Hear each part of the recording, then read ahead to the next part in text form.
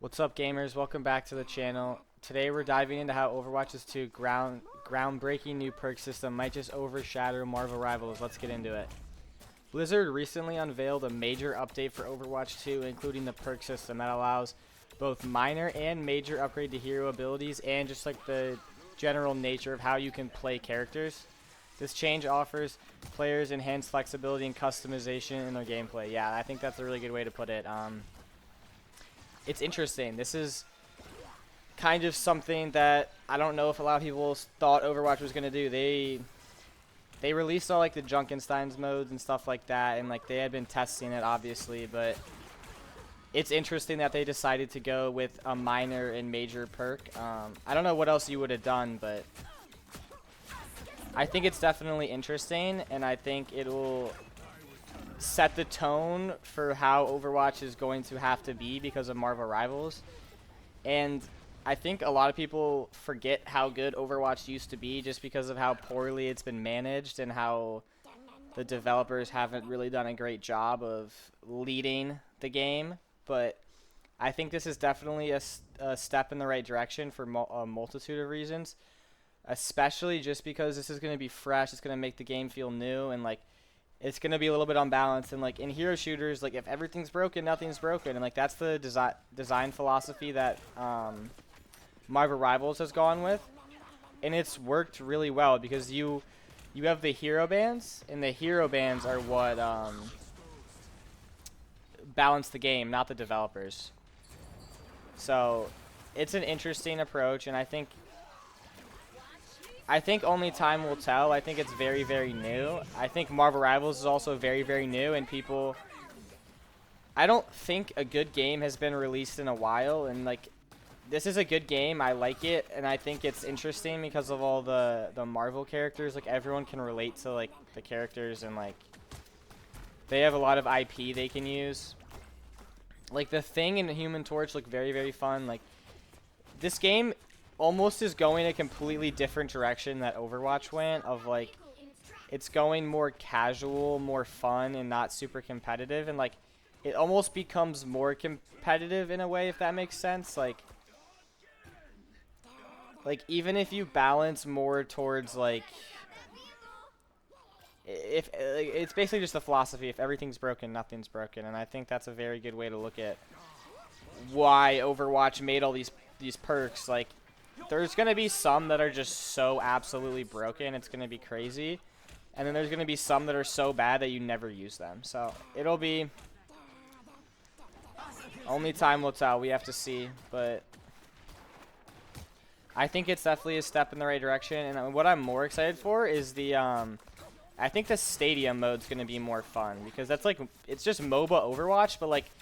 it's all the fun parts of a MOBA, of building your character and like evolving to each game, without the unfun stuff of having to hit creeps, like, and stuff like that. Like, if you ever played like, I've been playing a lot of Deadlock recently. I started as a Deadlock channel, fun fact. But yeah, I think Overwatch just needs time. I think this is not going to get a lot of people into the game. Like, I need to I don't even have the game installed. I uninstalled it a while ago, but that's besides the point. The point I'm trying to make with that is just the fact that, wow, I'm kind of like locked in on what's happening on the screen.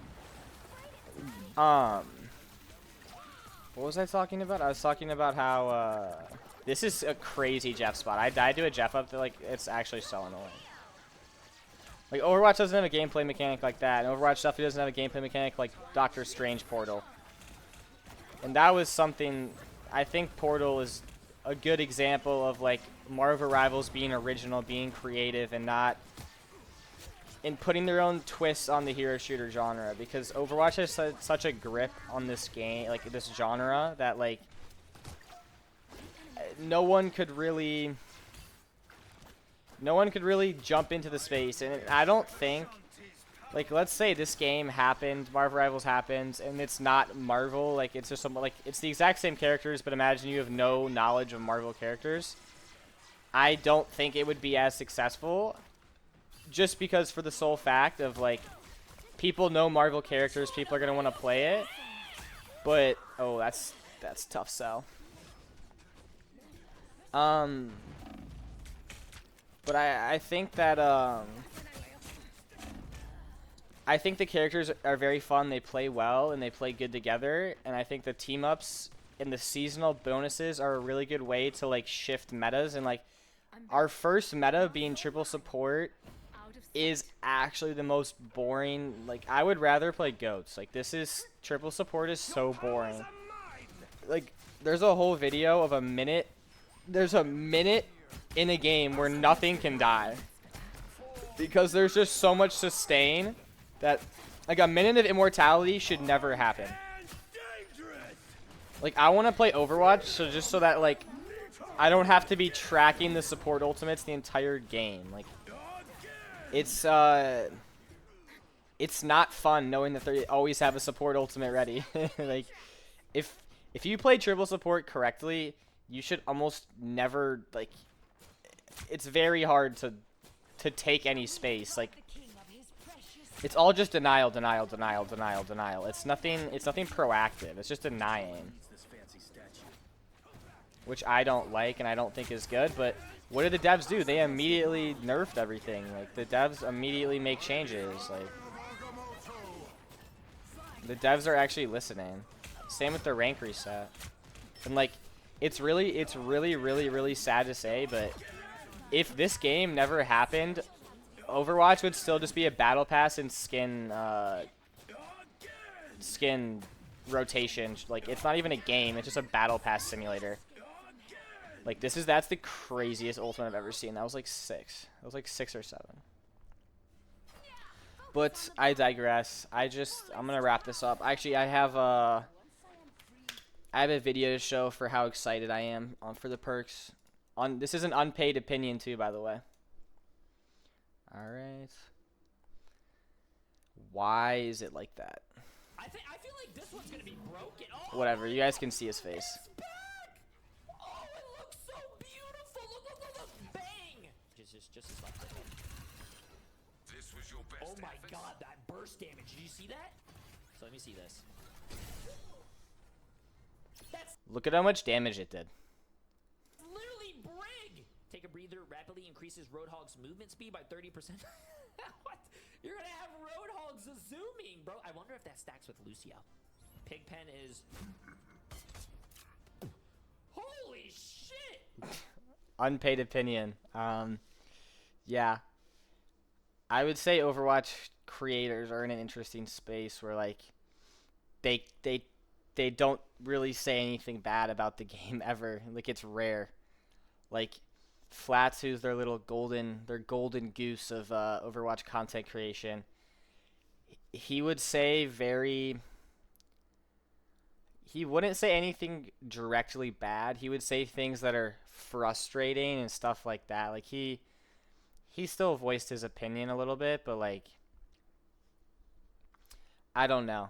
I just can't take these people seriously when like if you if you watch it like Overwatch 2, like they all tried to sell us this game and like all these developers lied to them and like these content creators are just pawns in Overwatch's real motives and like I don't know. It rubs me the wrong way that people are going to like look at all this stuff and like view this as not law but like I feel some people aren't gonna think about the fact that they're being paid to say these things, and it makes me a little bit uncomfortable that a game can just control narratives through money, and that's kind of summarizes Overwatch 2. They controlled the narrative on what the game was, and like humans are just naturally followers, and so when a big content creator that has thousands of people that will listen and do whatever he says, if he says 5v5 is great, I love 5v5, 66 is horrible, it's unfixable, what is the common consensus going to be? 6v6 is bad, we don't want 6v6, we want 5v5. And that's kind of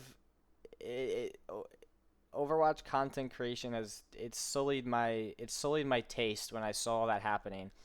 And one of the few people, if not the definitely the biggest figurehead for the 6v6 movement was Samito, and like he was borderline getting smear campaigned. Like it's crazy. They were calling him like Ben Shapiro. Like no, they're calling him Andrew Tate. They were calling him like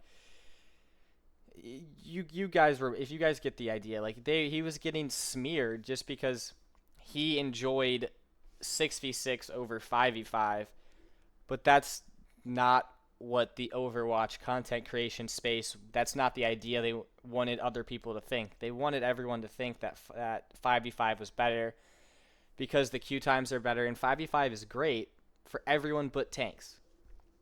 They basically they cut the number of tanks they needed in half, but they made how unplayable tank was a lot higher, and it I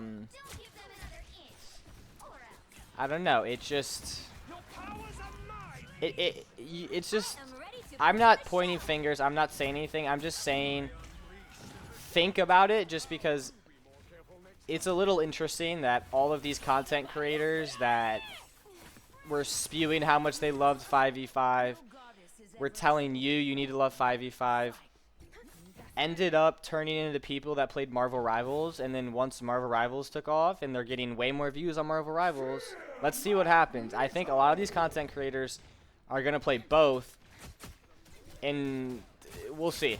We'll see what happens, just because this game's fresh, it's new, Overwatch has been around for a while, and like Overwatch's development has been so bad. That was really good by Psylocke. That like people like I don't trust Overwatch, and I definitely don't trust the creators. Like when all these creators are saying like, oh, the game's so back, like these are huge changes. I think the game's going to be very different, but I'm just going to end it on the fact that don't listen to any of these content creators. I think you need to get in, play the game yourself, see what it's like, because people that are getting paid by Overwatch are going to sit here and say Overwatch is the greatest game of all time. I love Overwatch. These changes are amazing. I think this is the best thing Overwatch has ever done. They're going to say all this crazy stuff just because they're getting paid. And like the way Overwatch works, the content creation space, is you have to keep a good relationship with Blizzard or you just don't get certain privileges. And like I don't blame them at all for doing it, because it is their job. And I think when you have 5,000 people that you can influence, that's when I think like they're just paying to control the narrative. Like I don't know, it rubs me the wrong way about how they operate their content creation scene, and how they don't like criticism, and they don't like thinking they're wrong. And if this game had never happened and they never had real like one-to-one competition of like, why would I ever play Overwatch when I can play Marvel Rivals? Like straight up, like it's that simple. So yeah, thank you for watching. I'm gonna leave it at that. I'll leave you with that question of why would you play Overwatch if you can play Marvel Rivals? Except for Stadium Mode. I think Stadium Mode's gonna be good.